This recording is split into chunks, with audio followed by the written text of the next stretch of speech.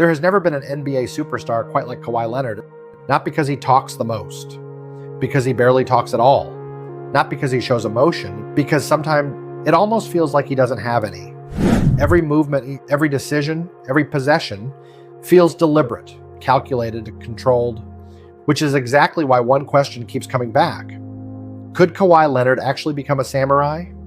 Because for nearly 1,000 years, the samurai weren't remembered for being the strongest warriors.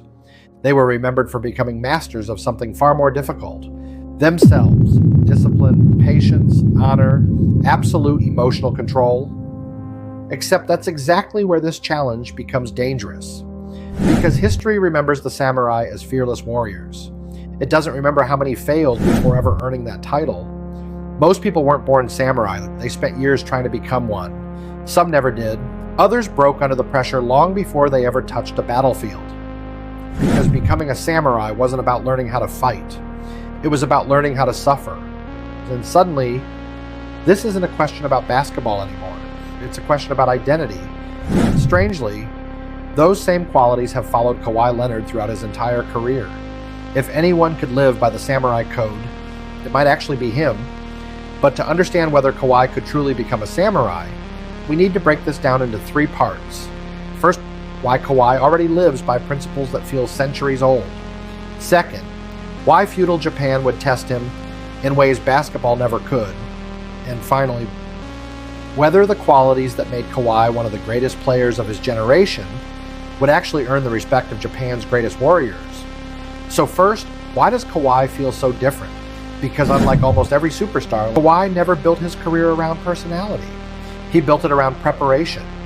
While other players became celebrities, Kawhi became predictable, not off the court. On it, every possession looked the same.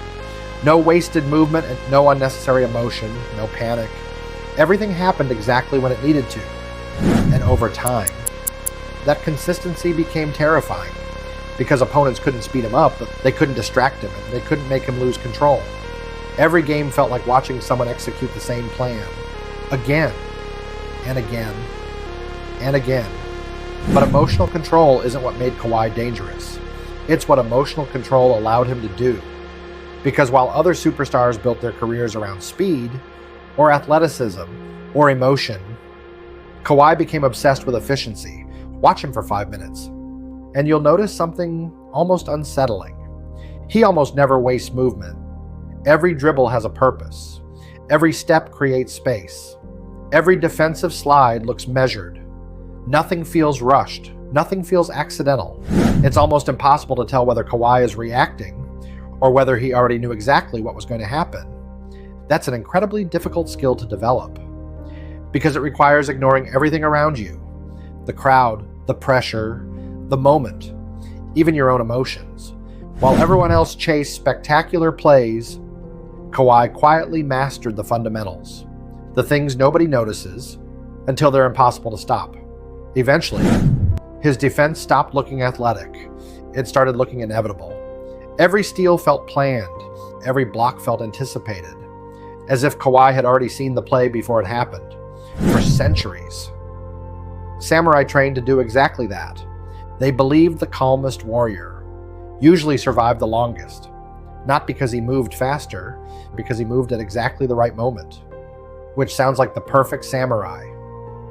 Until you remember one thing: surviving one battle never made anyone a samurai. Anyone can stay calm for a few minutes. The real question is whether Kawhi could live by that discipline every single day. Because in feudal Japan, being a samurai wasn't something you switched on when the fighting started. It became the way you lived, the way you spoke, the way you trained, the way you carried yourself. Every decision reflected your honor. Every mistake reflected your character. And there was no off-season, no second chances, no reset button. You either lived by the code or you didn't. And that's where Kawhi Leonard's greatest challenge finally begins. But living by the samurai code didn't guarantee survival. In fact, sometimes it guaranteed the opposite, because the samurai weren't trained to choose the safest path. They were trained to choose the honorable one. And those two things are rarely the same. That's what made Bushidō so demanding. Every decision carried consequences. Loyalty over comfort, discipline over emotion, duty over fear. The code demanded absolute commitment, even when following it meant losing everything. And that's exactly where Kawhi's personality becomes so interesting, because throughout his entire career, Kawhi has never seemed interested in attention. He never chased headlines. He never needed to be the loudest player in the room. While other superstars built brands, Kawhi built habits. The habits that nobody applauds. Showing up, training, recovering, repeating the same fundamentals thousands of times until they became instinct. To most people, that sounds boring. To a samurai, that was life. Because greatness wasn't measured by one perfect battle. It was measured by what you did every single day before it. But discipline alone has never created great warriors. Eventually, every samurai faced the same decision: react or remain patient. Fear made warriors rush. Emotion made them predictable. The greatest samurai refused both. They trusted preparation over panic. And that's exactly how Kawhi has always played. When everyone else speeds up, he slows the game down. While others force the moment, Kawhi waits for it. Because the right decision has always been more valuable than the fastest one, which sounds like the perfect warrior until honor enters the equation. Because the samurai code wasn't only about discipline, it was about sacrifice. A samurai served something greater than himself. His clan, his family, his people, everything he did reflected them. That responsibility weighed on every decision he made. And strangely, that's another part of Kawhi's career people often overlook. He has never played to become the biggest celebrity. He has always played to win, championships, defense, doing whatever his team needed. Sometimes that meant scoring. Sometimes it meant disappearing from the spotlight entirely. Ego never seemed to matter. The mission did. That's a rare quality, especially in modern sports, because sacrificing recognition is much harder than sacrificing effort. But one final challenge would decide everything: respect. A samurai could never demand it. He had to earn it, not in one battle, over an entire lifetime.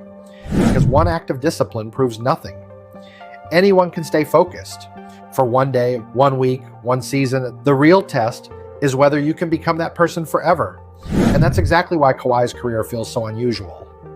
The league changed, the players changed, the eras changed. Kawhi never did. The same patience, the same discipline, the same silence. Year after year, while everyone else adapted to the noise, Kawhi simply kept following his own code. Which brings us back to the question we started with. Could Kawhi Leonard become a samurai? Maybe. He already has, just without the armor.